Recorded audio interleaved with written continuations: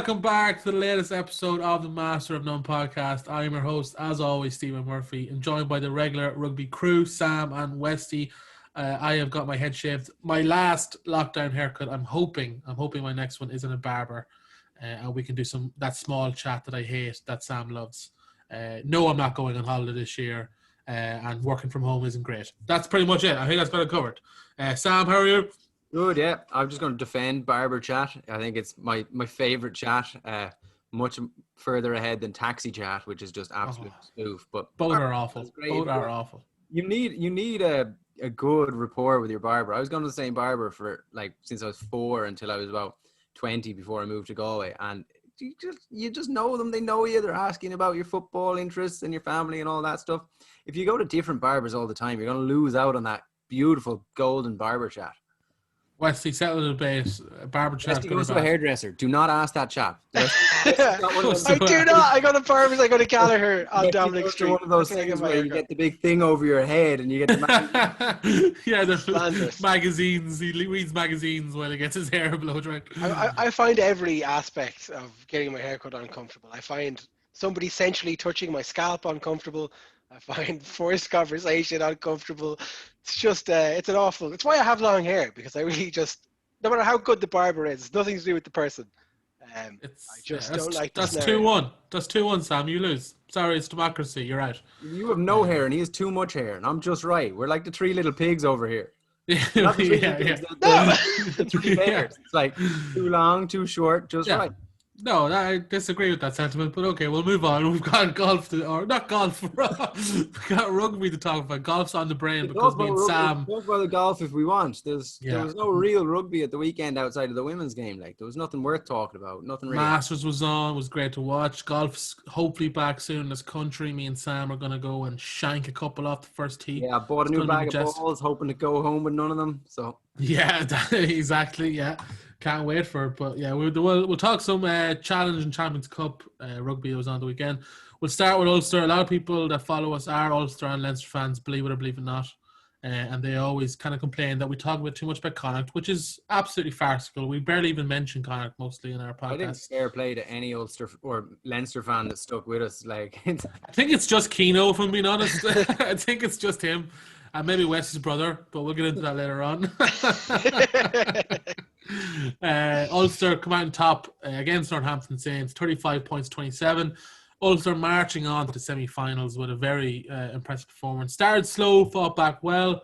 But the story of the first half, Westy, was Northampton had 3 yellow cards in the first 20 minutes and somehow find themselves 8 points ahead of Ulster. What is it with Irish teams not being able to capitalise on yellow card performances? Well, I think most teams now, you do hear a lot in training, most teams train with 14 men. You know, you do cycle it out a lot. You prepare for the eventuality that you will at least face 10 minutes with a man down.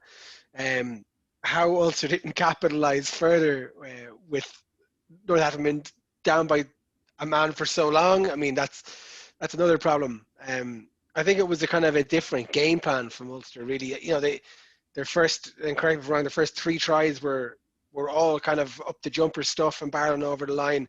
They didn't really seem, now maybe they didn't have enough possession to do it either, but they didn't really seem to be as comfortable spreading it wide. I think it's one of the things you see with knockout rugby, like with the French teams we saw, it was the Clermont game, was everyone just kicking penalties. I was bored to tears by it, really. Whereas Ulster played kind of a more conservative, not more conservative, slightly less conservative version of play, but also still a conservative version where they're just trying to hold the ball and barrel over the line until they got into a good position. I mean, their only real open play try was Stockdale's at the end, right? Yeah, exactly. If they were already far enough, not far enough ahead, they won it, but was they already a couple of points ahead? Yeah, we saw that they definitely panicked a bit, Sam, didn't they? I think that teams do that in general when they have that man up. They try and force things. They try and maybe take things on that aren't necessarily there. And we've seen glimpses of Mike Lowry, who's been on fire, trying maybe sometimes a bit too hard, and it just wasn't coming to them. Do you think teams just kind of panic? Yeah, I think there's probably a pressure to definitely get points out of the 10 minutes. Like you see in the last few weeks, Connacht have had it a few times where the second you go up to 15 versus 14, you're kind of expected to get a try, maybe 2. You stop taking your points and you start throwing these kind of passes that are maybe not on, or maybe just a little bit above your kind of skill set, because you're trying to force something because you know that there will be an overlap. And actually, I think the smart thing to do is just let the game play itself and play itself out. And you might not actually score, but what you will do is tire down the 14 or something. But yeah, taking advantage of the 15 or the man advantage in the last couple of weeks hasn't been any Irish team's kind of best thing to do. A couple of weeks ago, I said it was the first time that Canes played Crusaders in the Super Rugby Aotearoa. It was the best example of playing against 14 I'd ever seen. Like, Canes were kind of in control of that game, got a yellow card, and Crusaders scored 2 tries absolutely brilliantly, not doing anything different to the way they would have played their normal game playing against 15.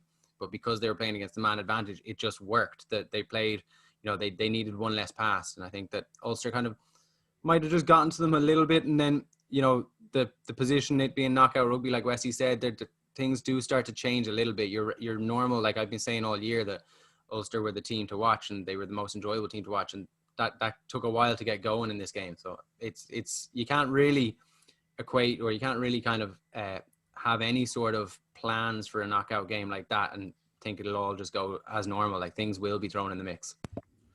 Wesley, you kind of mentioned already, that maul is such a powerful weapon for Ulster, isn't it? Especially when the likes of Stockdale and McCluskey get involved. It's a weapon that they can go forward against, the next game against Leicester and try and use that as a weapon. Yeah, I mean, if the bounce the ball had gone differently and it was us now playing Ulster, I'd be a little bit worried. But no, yeah, it's a great weapon for them. Like, they do have that's the thing, like, we don't kind of credit them enough. Like, they have a really, really strong pack. Like, Marty Moore is a fantastic player. Jordy Murphy has been an unbelievable for him as well.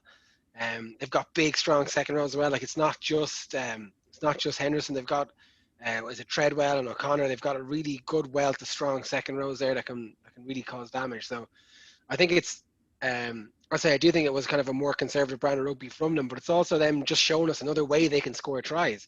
I mean, some of them, okay, they all had to work pretty hard to get over, but it didn't look like Northampton were going to stop them too often. Once they got that rolling maul going, and as a Connacht fan, you do fear a good rolling maul. But you having flashbacks where when you're watching the game, you just kind of sweats, just sitting on the couch shaking like, oh no. Yeah, claps it. Back it. Yes. No, sorry, I forgot what the question was. It's a great weapon going forward that they can definitely utilize, as you said, not just the glitz and glam out the wings. They have also real we power. talked about the physicality of Leicester Tigers when they played Connacht. So I mean, I think that's definitely something that at Ulster are definitely looking to shore up that part of their game as well. It's, as I say, it's another what's my expression? Another feather in their bow, or another string in their cap, as they say. Yeah, I was going to mention that later on, but Sam, looking ahead to that semi-final against Leicester, as Wesley said, Leicester incredibly physical, discipline definitely not the strongest point, neither was Northampton. Coetzee is not coming back. We've seen that today. He's been released early because of the hamstring injury. Henderson is hopefully going to be back, but they're not sure yet. Is that somewhere where Leicester can really try and get at Ulster, or do you think they have enough in the tank? Yeah, I think it's probably going to be the way that Leicester go about playing, from all accounts before Connacht played them, and then from watching that. I know that was a second string team, but the game plan was very much the same. It was, attritional rugby, playing into the corner, using that massive boot that they had to get it down and playing down that end and taking advantage of any sort of mauls or any sort of broken play like that, and just playing with the big lads. But I think, Westy's right. Like, Leicester, it might be Leicester's entire game plan. It might be what they've been sort of doing, but Ulster have a very strong maul and very strong forward pack, and they've kind of probably benefited from some of their players like Jordy Murphy not getting as many call-ups as he would have hoped moving up there, through injury and also just through not being picked, and the wealth of back rows are there, because the more your players are there week in, week out, you can see that the cohesion in that Ulster team is definitely what's allowing them to play a little bit better than some of their parts sort of thing. They have some great players, but I think what they have as well as great players is massive amounts of cohesion and just everyone's bought into the game plan and playing the same way. And when Henderson is out, he's not an obvious miss, even though we all know the ability of him. Wesley, just on Jordy Murphy there, we got to get your opinion on his hair. That is just beautiful at the moment, isn't it? Yeah, I love it. I love the slight curl, Yeah. My hair's all straight and flat. Like, he's got great volume. I think it's Do you think it's conditioner and shampoo, or what do you think? I think that's all. I think that's 100% Jordy. It's just his natural That's scent. just his natural fall, I think. It is. It's fantastic. I hope it keeps going. For credit to the boys, by the way, who haven't gotten sneaky chops. They just let it go. Do you know what I mean? A few of those boys have gotten sneaky cuts. I don't know if it's from illegal activities or just their own girlfriends or wives or whatever, but some of them have been caught. But fair play to Jordy for keeping it going. But some of them were caught. I'm questioning either Johnny Sexton's missus has really improved her ability to cut hair, or he's not getting his hair cut by her anymore, because his lockdown haircut that was absolutely slammed a couple of months ago, and he even mentioned it in the press conference, like, I guess that's the lockdown haircut. With all his personality. It was a sweet fade at the weekend that in no way an amateur barber did. So I think that there's a questionable couple of ones. Now, Robbie Henshaw was looking a bit rugged, looking a bit caveman, embracing the Athlone style. Yeah, 100%. I'm okay with that.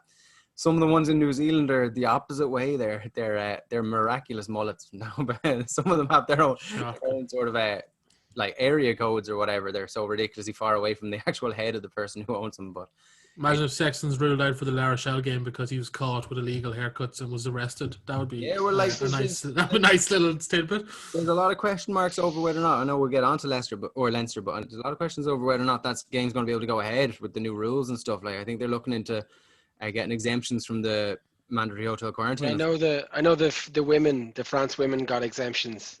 I think they're. So I think I'd be surprised if one was and the other wasn't. It looks likely, apparently. Yeah, it looks likely. But we're not talking about Leinster now. Ulster fans, this is for Ulster fans, Sam. We don't mention Leinster yet. Well, if you want to talk Ulster as well, I was so impressed by the resiliency of Billy Burns, because he looked down and out early on in the first half, and then is he possibly selling it a little bit, because the man looked like he'd broken 4 ribs and was still playing up until the 77th minute. He or whatever gave the offload to Stockdale, and I was like, I thought he was off because he was down for ages. He looked. By the way, one of the most stupid yellow cards I've ever seen. Like his right arm practically was behind his back. That's how the lack of wrap. It was so stupid, but it was a great. It was, in fairness to Billy Burns, it was good to see him, like, get up and get on with it after a few minutes. But, vital cog. But, Westy, on that point, we see with Ulster, last 20 minutes, they really upped their game. Leicester or Northampton didn't score in that last 20 minutes. Ulster's bench and their strength of depth, like, they're bringing on lads like, Ethan McElroy, who's very unknown, but we like him. We think he's got some great upside. Tom O'Toole came on and had a fantastic 20-minute spell and won a couple of turnovers at the end that were crucial. You're bringing on Ian Madigan and Albie Matchison late in the game, but they're fantastic players to see out a game. It's such an advantage for Ulster, isn't it?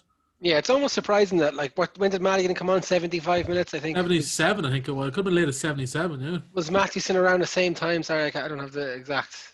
Yeah, he was. They were on the last few minutes, yeah. Yeah, so, I mean, it's surprising to see them, leave those changes so late when they have that quality on the bench. But I think, we kind of criticize sometimes either the Crusaders or Leinster for maybe not being able to get into that fifth gear to really push on a game. And I think, as you say, that those teams in front of had so much time together to kind of know each other so well, they do tend to grow into these games, and they do tend to find that fifth gear at the end.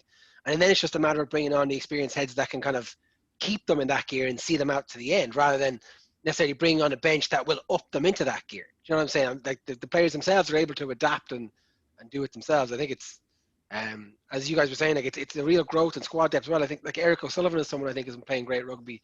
Was it Matthew Ria came on as well? They really do have some fantastic. Like they'll struggle. It'll be interesting to see how they go forward without Kuzia. But they have a Fijian mercenary coming as well, so I wouldn't be too worried. But as well as that, though, Westy, like, with the loss of Coetzee is obviously massive because he's such a brilliant player, but he has been out for big portions of a lot of seasons. They've played without him and they've done pretty well. They've grown as a team with him in and out of the squad. Like, I think the biggest thing, what you were saying about them being able to kind of kick on, I think a lot of that is they've seemed to look like they've been enabled to work out games as they're going ahead. Like you always talk about the smartest rugby players being able to adapt mid-game and have enough rugby knowledge up there that you're not just ability-wise, you're also able to adapt your game and play and change. And you can see that in small ways. You can see players like Burns dropping a little bit deeper to give himself a bit more time, or stepping up to the line to get those offloads out. And that comes from playing through the game and developing throughout the game. Having a game plan from the start of the game, that's all well and good until the first time you get no arm tackled in the face or the ribs and you're down. The ability to change and adapt, and that's a mental thing. That's being able to keep your cool. And I think players like Cooney really finding their place in their home in Ulster has allowed that to happen. He looks so confident, and it looks like that whenever Cooney's on the pitch. Like I can understand not bringing Albie Matson on, because Albie Matson is such a great player, so talented, no denying it. But Cooney just allows everyone around him to also look confident. And I think that that can't be underestimated, like how much of an effect having a player like that is there on the 6, 7, 8, the 10, the 12. Like, I think it all comes out of there. Sam, if you could sum up Cooney with a French phrase, what would spring to mind? Pain au chocolat. Pierre de Resistance. Throwback to that infamous quote. Attacking wise, Sam and Westy, buddies, there's no doubting that Leicester are going to struggle to contain, Ulster. Like, we have to talk about Balakoon. Like, he's just so exciting to watch. Like, last year we picked our Lions squad. I had him as my bolter. I think I'd have him again. Like, the upside is just huge, isn't it, Westy? Yeah, definitely. And I mean, he's only really going to improve. I know, like, okay, so a lot of the last year he was out with injury, so there was questions over, like, a young lad still trying to develop, how's he going to respond? I think he's had the perfect response, really. Like, you couldn't really ask too much more from him. And if Ulster keep going and perform well, they've I don't want to say this competition is theirs to lose, but they're in a really good position to win this competition, and they'll be in a really good position again going into the Rainbow Cup, even if it is just a round robin among the Irish provinces and the rest is forgotten. That's fair enough. But if Balakoon keeps playing like that, it's really not outside. It'll be a little bit of a surprise, but it really wouldn't be a shocker to see him picked in a Lions squad.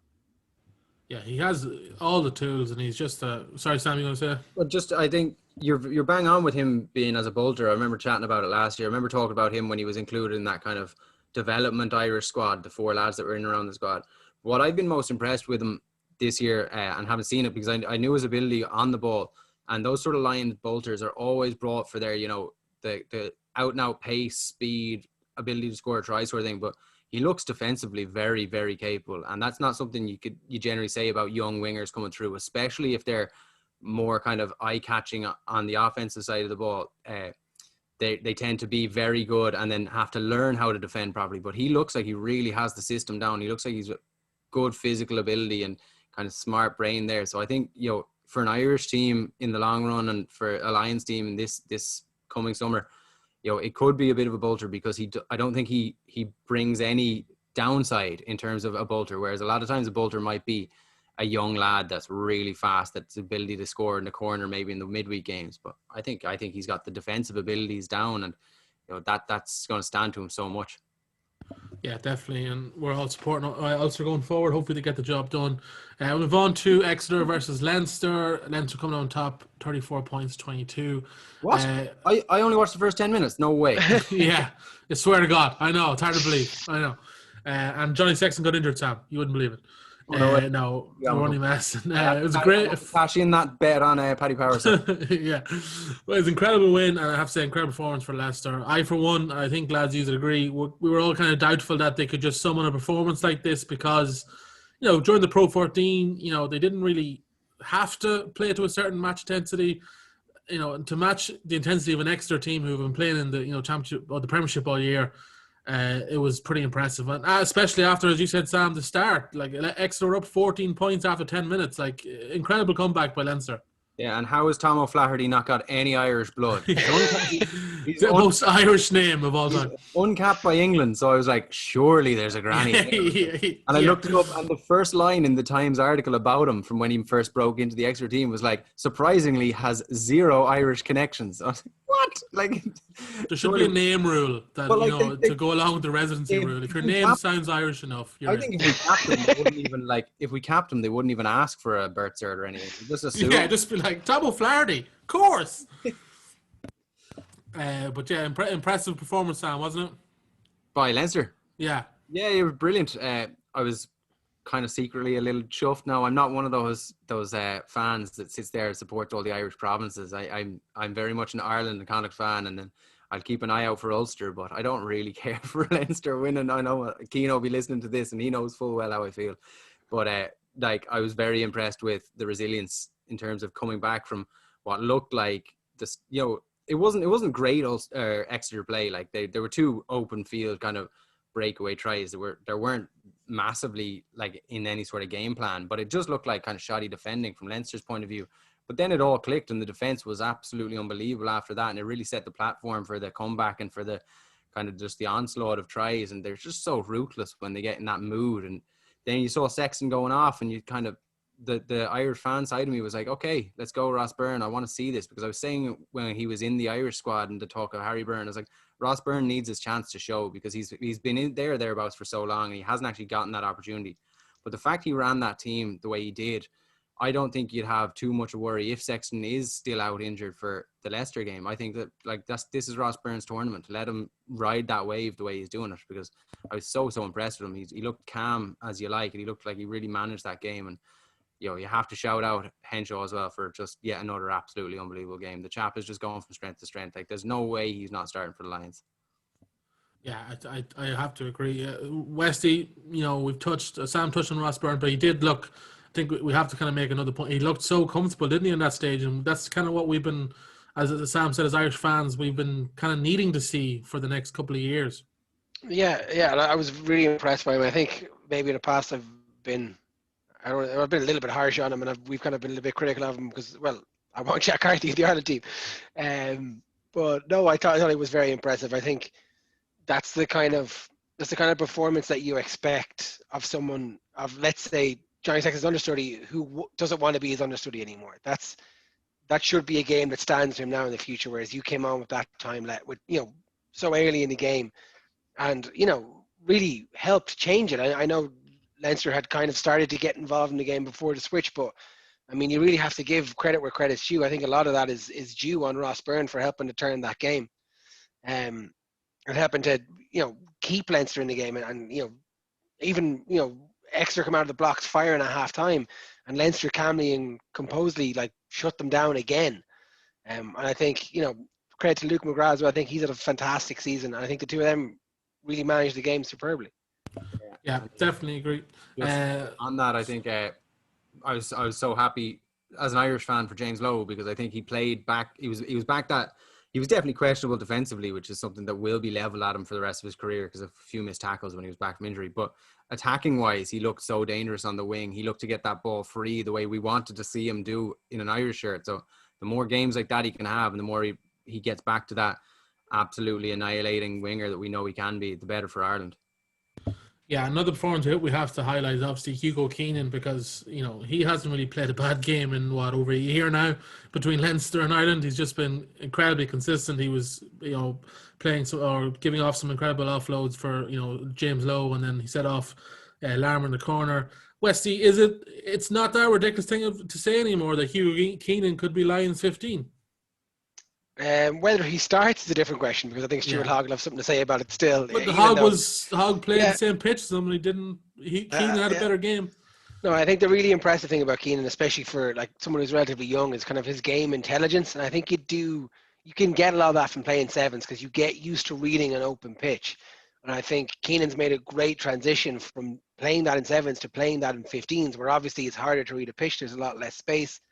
So it's not just him under the high ball or something, even though his contesting balls fantastically.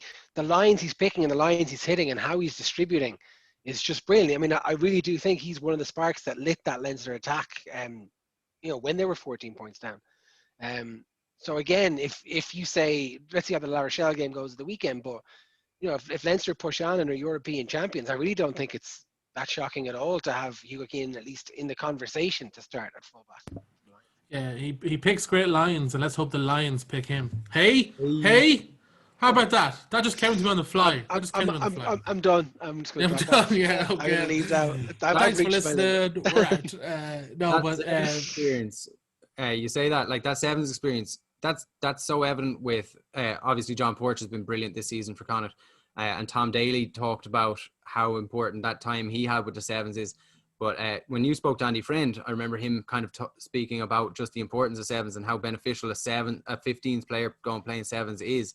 I think early season or early career stuff, going into the sevens and Ireland having a successful kind of sevens setup would be hugely beneficial to the 15s teams.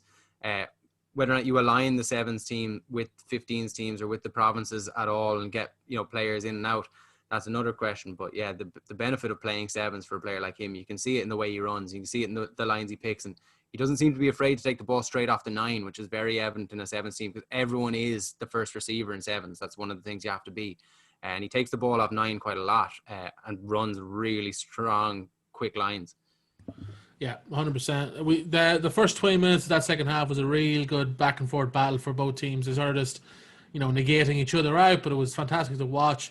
As she's already said, Henshaw had a fantastic game. Van der Fleer was immense. Reece Ruddock again was fantastic. But it was great to see Larmer, I thought, get on the score sheet and, some great finishing from him because we've been critical of him. And I still think, he gets hyped up a lot for someone who hasn't really produced on the biggest stages. But we finally see that now, Westy. He is producing on a big stage. And it's great again. Like, we all know his upside. So it's fantastic to see it. Yeah, I do think early in the game he looked slightly out of his depth. But again, he's a player, as did most of the Leinster squad, he really grew into the game. And it's good to see him kind of backing up a bit of that hype that he had. Do I think he's done enough to start for Ireland? Probably not. He definitely does bring something a little bit different. So I think he should and will be involved in squads going forward. But I don't think he's necessarily, because who's he dislodging? It's Stockdale or Lowe really at the minute that we're starting on our wings. Has he done enough to dislodge one of them? No, but I think I've always said about Armour, I think if he can bring that fire and that kind of X factor kind of off the bench, I think that'll be really where we'll see the great use of him in an Ireland jersey. But if he does continue to perform strong in Leinster jersey, those positions aren't set in stone either. So and he can cover 2 positions as well potentially, which is always he has before. Let's just say that. Moving forward, Sam, we have just a mouth-watering semi-final between Leinster and La Rochelle now. We've got Sexton versus Rog again. It's sort of, it writes the headlines itself, but this game has the, all the makings to be incredible, isn't it? Yeah, I really like watching that La Rochelle team. They're something pretty spectacular to watch. And they look like they've kind of done it in a smart way where he's accumulated a lot of players. Like we said with Connacht, maybe a better caliber of them, but, those players with a bit of a chip on their shoulder, something to prove, maybe not had the right rub of the green in other clubs or other teams or other countries, and it looks like it's all come together really well. He seems to really got the coaching of them down. It's so evident the experience he had in the Crusaders. It's given them a lovely brand of rugby and a really good understanding of the team, and that coaching ticket between himself and John O'Gibbs is very, very strong. So it looks like it's going to be the best game possible. You kind of would have liked to have saved it for a final just to see what was going to happen, but they're very, very good, and it's going to be a brilliant game of rugby. I'm excited to see which way it goes and whether or not that clinical kind of attrition of Leinster. I'm not saying the Leinster are boring to watch. I don't want attrition to be kind of misheard or miscommunicated as boring, because it's not. They're very clinical, but they're also, one of the things they're just better at doing everything than everyone else. They're just, they finish when they're in the 5, and they win their lineouts and they win their scrums, and they're kind of just more clinical in everything that they do. It doesn't mean it's boring. It just means it's very like that. Whereas I think that keep ball alive, that KBA or whatever Rog was calling it, it's a different style of game plan. It's to see the two going up against each other is going to be something very interesting to watch. Yeah, 100%. Westy, how scared should the rest of the teams be, including La Rochelle, that Leinster have, for the first time in a while, put in such a massive performance?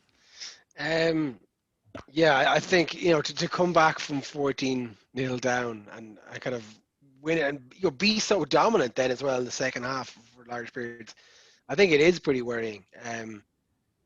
I don't think Ron O'Gara will be afraid of that. I think he's licking his lips. I think he can't wait to test himself against. I think he'd love to get, being a proud Munster man, he would love to get the victory over Leinster. If Sexton starts, watch the number 8 run straight to him with or without the ball. It doesn't matter in the first 5 minutes. But no, as you say, it's probably, it's hard to see Bordeaux beaten Toulouse. So I think we'll have an all-French final in La Rochelle Toulouse, or, Leinster Toulouse would be a pretty decent final as well. Bordeaux could take it. Of course they could, but no, I think they can do whatever they want. Yeah, exactly. But yeah, no, I think teams would be worried, and I think even, if Leinster bring that kind of tenacity to the Rainbow Cup, I think the rest of the Irish provinces are in for a very tough 3 weeks. Well, they are struck for depth apparently, and they have signed a recent player. Don't know if Sam, if you've seen it. They signed a Oh, it must be fairly some young Irish lad, I presume. unknown Promoted from their tight academy, heads. surely, because I mean the Leinster school conveyor belt. Yeah, Used to yeah. have strong players all the He. time. Well, you say that he's Samoan. Oh, but he's lived there. Playing. He's already playing in Ireland, is he? No. Or was he like He's some pickup from like a small yeah, team? up and Cheap, coming, obviously, you know. up and Because coming we're player. all tight in the purse strings, right? So it's got to Yeah. be. Have you heard of the Crusaders in New Zealand?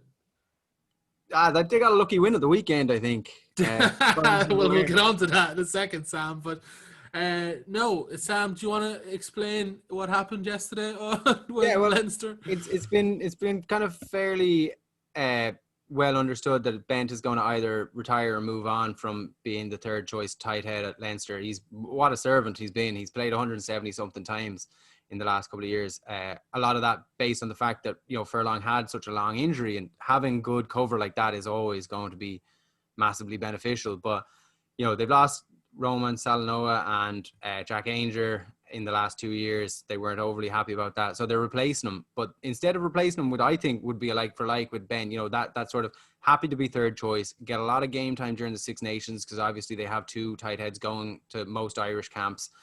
They've replaced him with a 70 capper regular starter for Crusaders, Captain Samoa in his last game for them.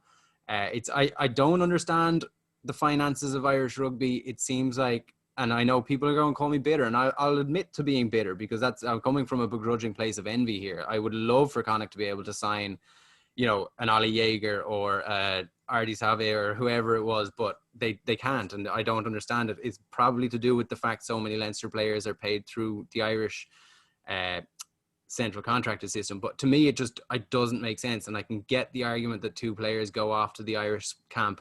But in my mind, you shouldn't have two tight heads in the Irish camp in the one team. It doesn't seem to make sense. So to have your third choice tight head be a player of that stature, played at the weekend, played brilliantly, is continuously playing brilliantly for Crusaders, I think is just a little bit unbelievable. And it throws a lot of fuel on the fire, in my opinion, that Welsh Twitter and Scottish Twitter saying that Leinster are kind of competing in a league of their own in this league because of the finances they have available. And that's evident. They had 56 players play this season already. They have so many good academy players that in any other situation, the team couldn't afford to keep them on. But they can afford to have players be content and comfortable to be fifth and sixth choice and play 10 times a season. And other teams don't have that luxury. So it is evident.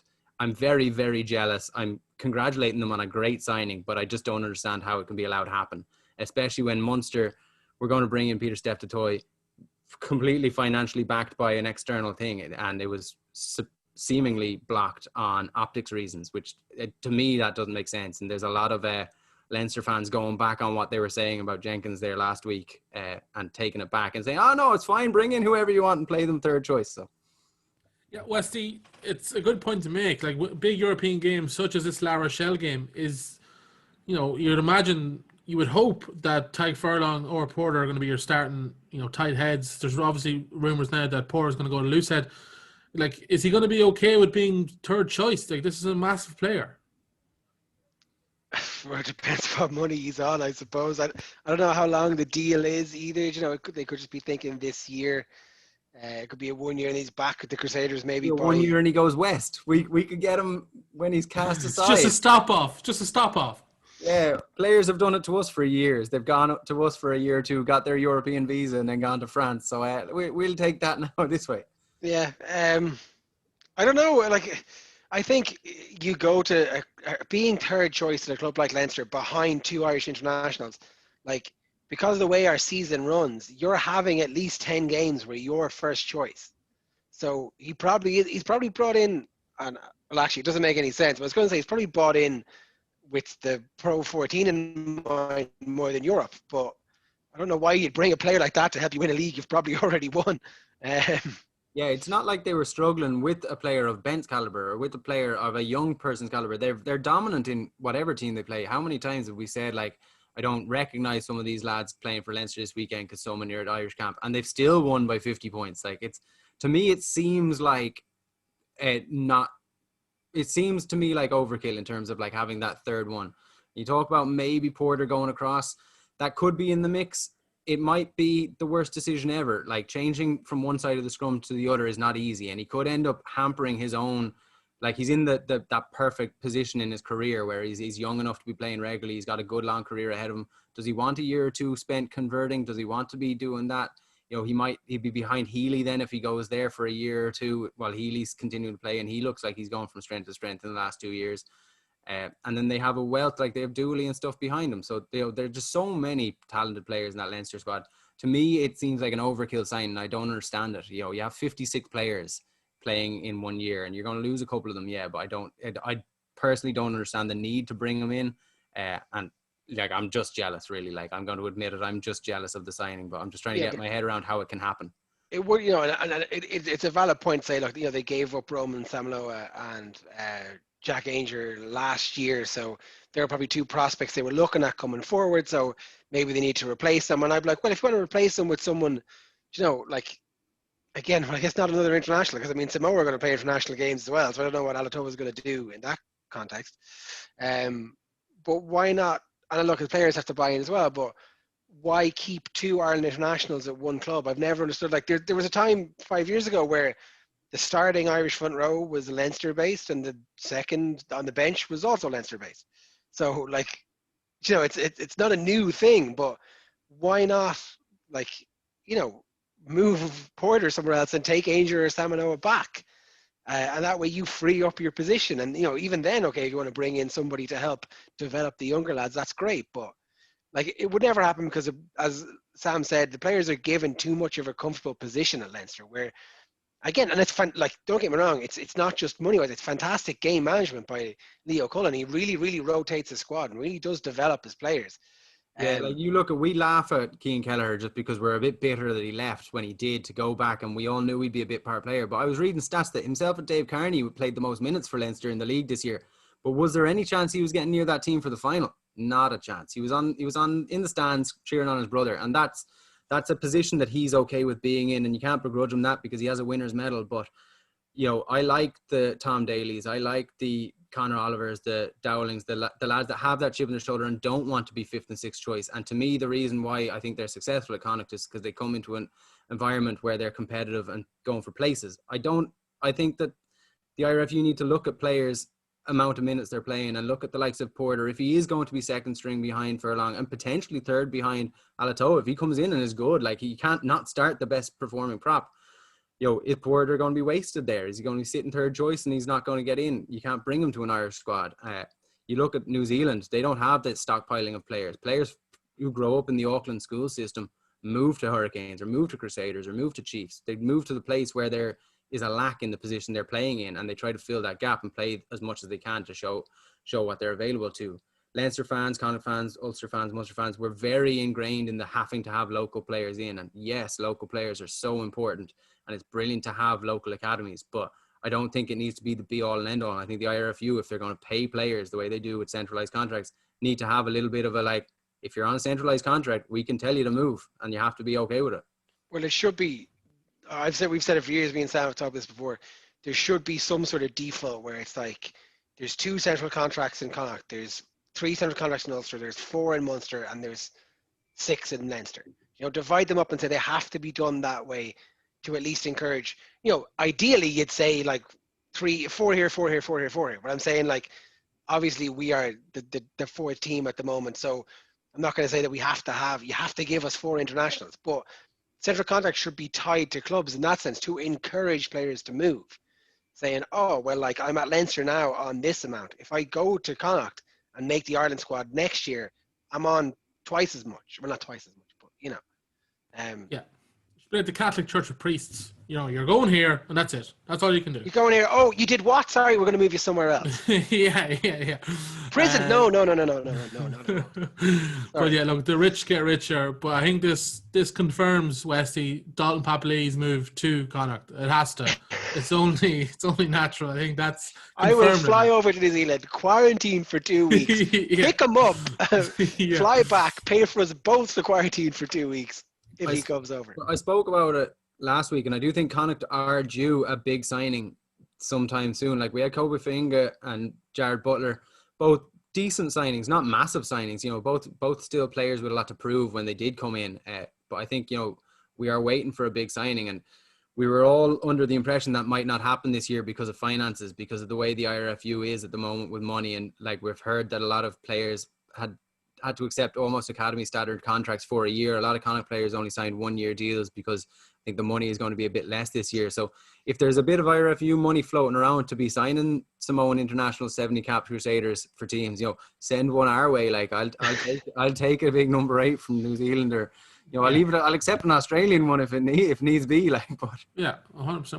We're not selfish over here, Sam. We're grateful, but we'll move on to enough Leinster talk. That was a lot. That was loads of Leinster and Ulster talk. So I hope everyone's happy listening. But we'll move down south. Obviously, Hurricanes versus Crusaders. Sam, you defending the Hurricanes on this podcast is fastly becoming my favorite thing about it.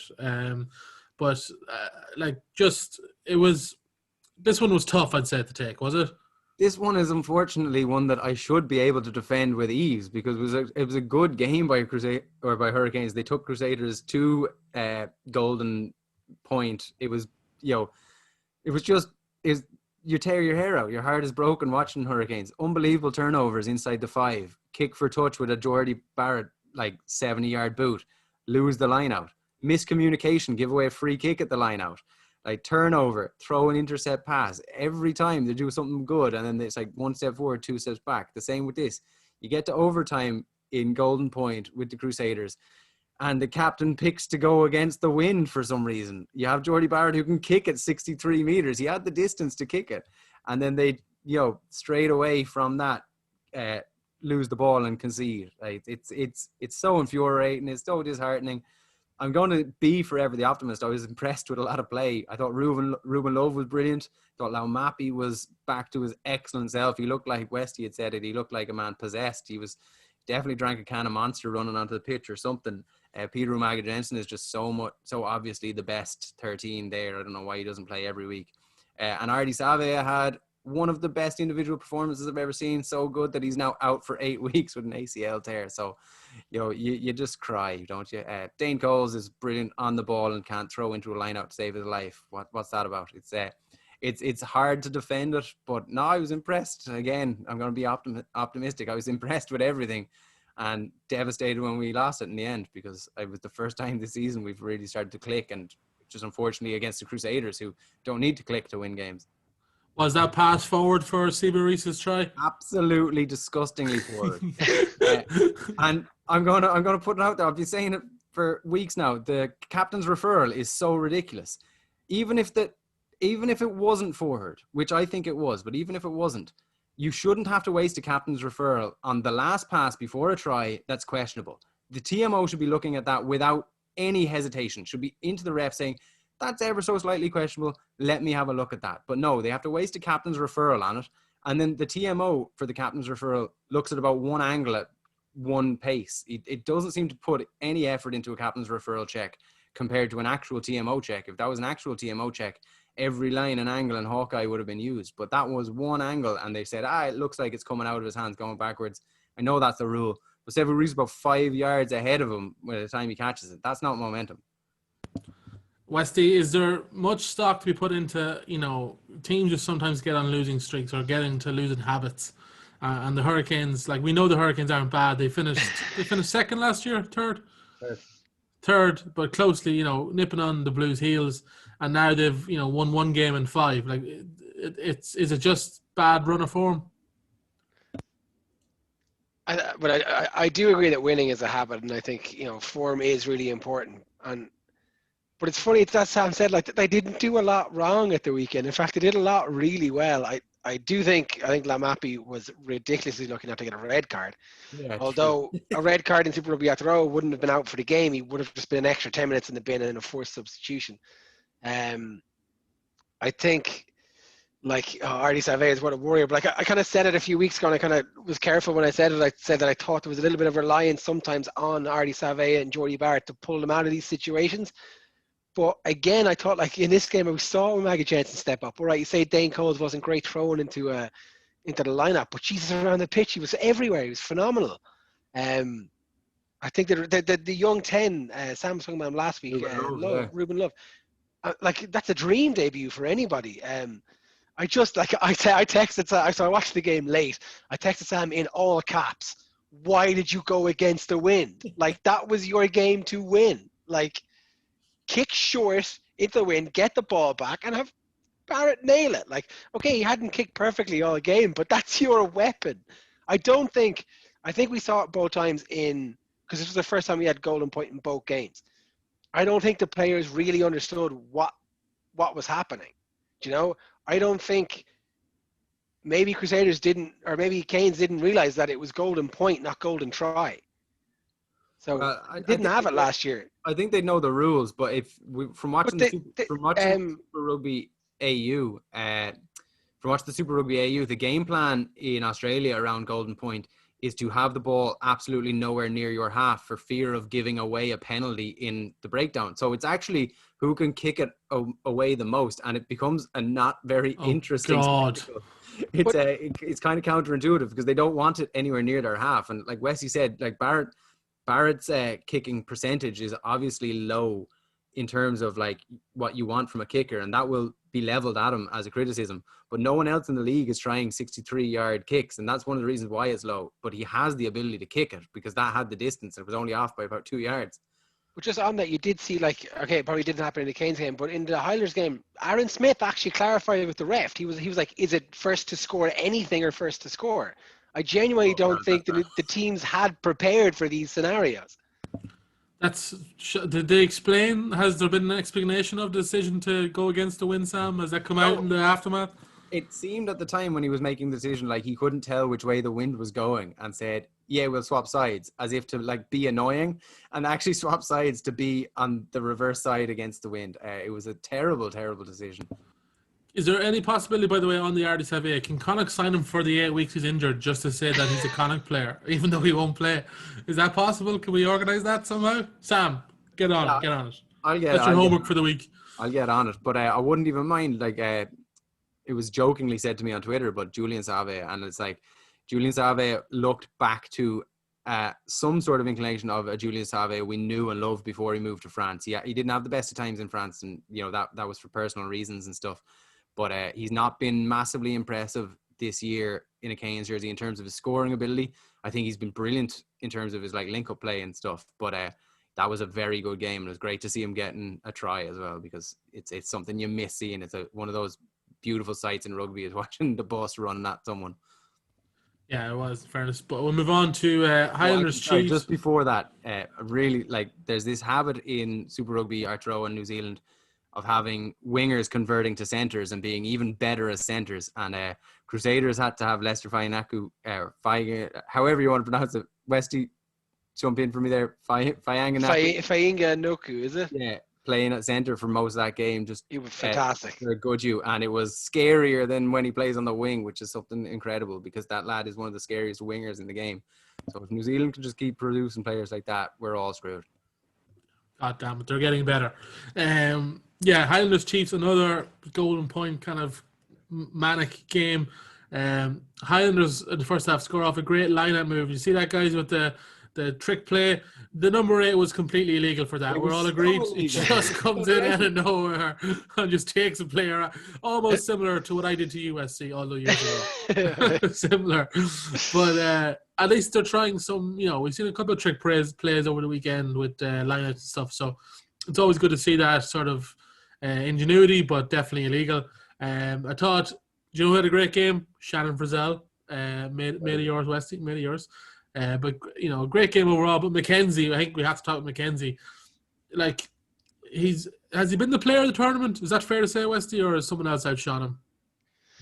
It's definitely a bold statement, but I'm not going to fight anybody else's corner at the minute. I think he's definitely one of the players of the tournament. Again, last year he was just back from a pretty horrific knee injury, so we probably didn't see the best of him, and I think it's maybe just taking him this time to get back into his old form. And again, maybe without Sam Cane out injured, I think Chiefs are crying out for leadership, and I think Brad Weber has been really good, but D-Mac has been unbelievable.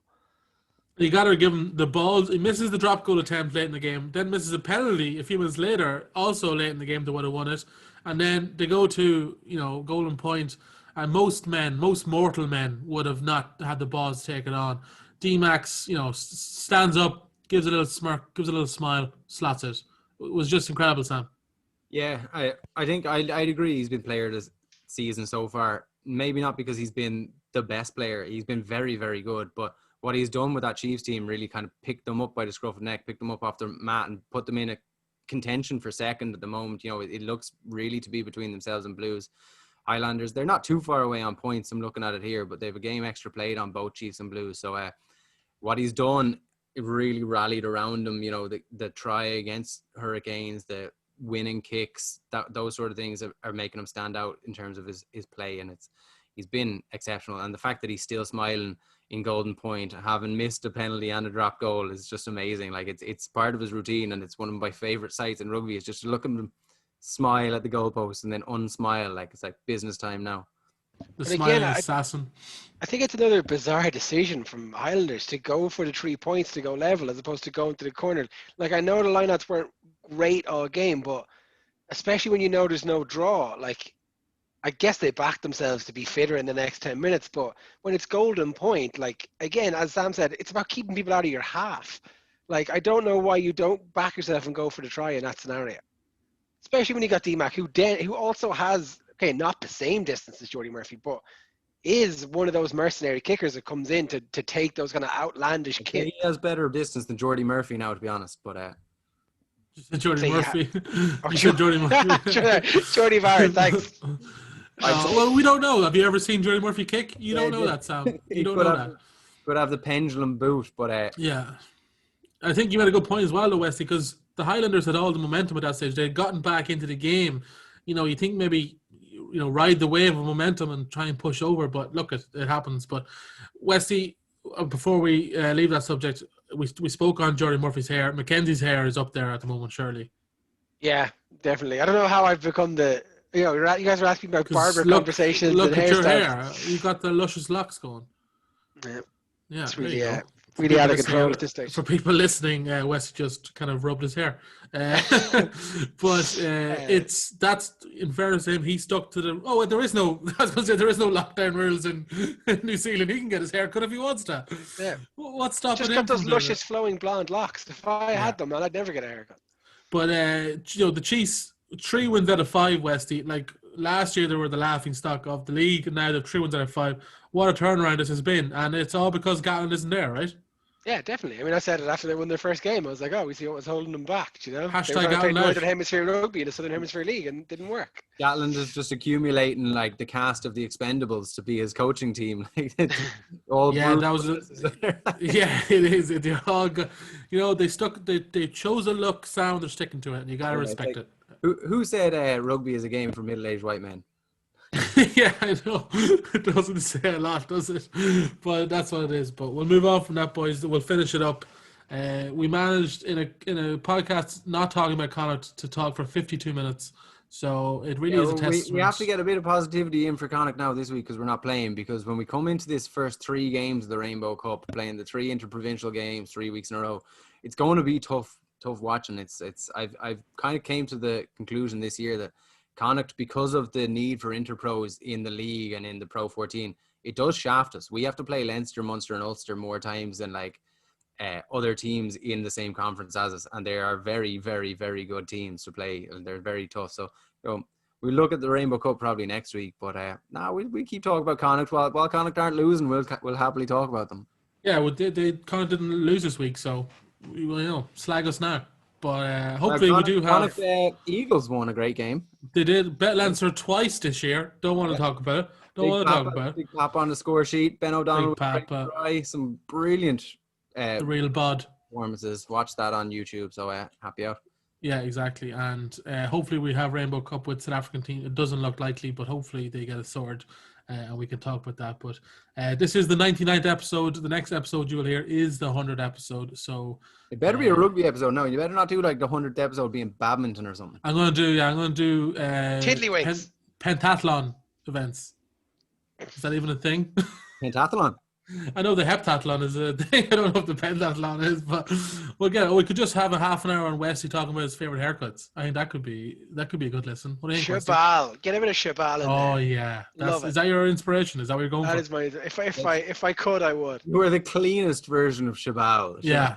I know. I'm just too. I just You need about 20 I take care kgs of as well. myself too much. Yeah, you need to stop showering. Get rid of that stuff. But look, boys, next episode will be 100 episodes, so thanks everyone who's listening, and we will chat a bit more then. But nearly at, Westing going to do the plug now, nearly at 500 followers on Twitter. So if you're listening to this and you aren't following us, first of all, shame on you.